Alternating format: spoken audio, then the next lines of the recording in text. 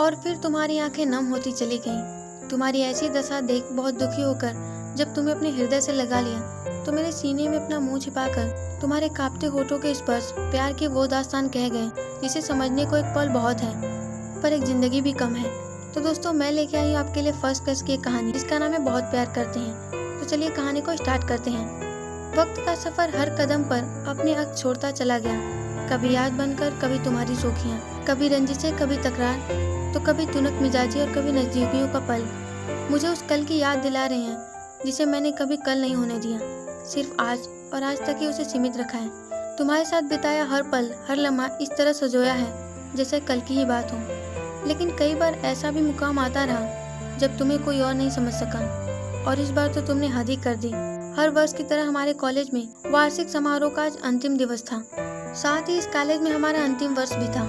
Stage के सामने hall में दर्शकों की पहली पंक्ति में वीआईपी अतिथियों के साथ तुम्हारे परिवार के लोग बैठे हुए थे, और इस पंक्ति के आखिरी कोने में एक खंबे का सहारा लिए मैं भी वहीं खड़ा था।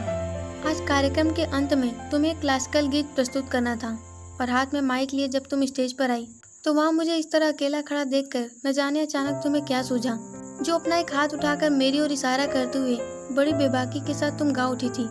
बहुत प्यार करते हैं तुमको सनम,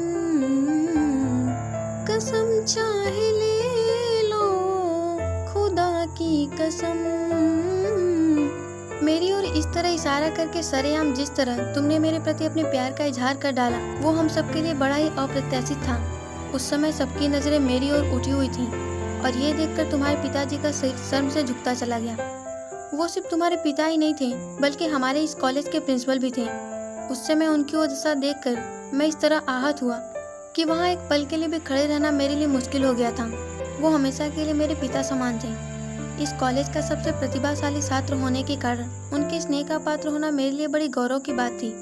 लेकिन इस अप्रिय घटना ने मुझे इस तरह से विचलित कर दिया कि वहाँ किसी को बताए बिना मैं अपनी दादी के पास अपने पैतृक शहर चला आया। आज 1 महीना हो गया मुझे यहाँ, और हर दिन ये महसूस होता है जैसे सब कुछ बिखर गया। जिंदगी वहीं ठहर गई जहाँ सब कुछ खो गया।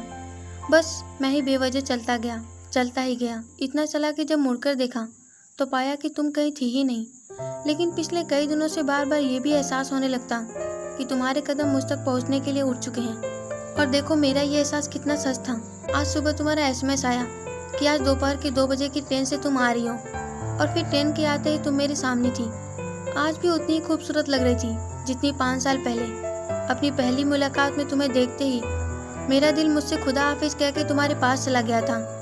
शायद तुमसा हसीन दुनिया में कोई और था ही नहीं। तुम्हारी खूबसूरती तो वैसी ही थी आज भी, लेकिन आज तुम वो पहले वाली शिवानी भी नहीं लग रही थी। तुम्हारा वो शौक अंदाज, वो सारे तेवर, आंखों की वो कशिश जो तुम्हारे सौंदर्य का सबसे बड़ा आकर्षण थी, नजर ही नहीं आ रही थी। आज तुम्हारी उन आंखों में सिर्फ गिले शिकवे थे जो मुझसे कह रहे थे क्या कोई इस तरह भी चला आता है।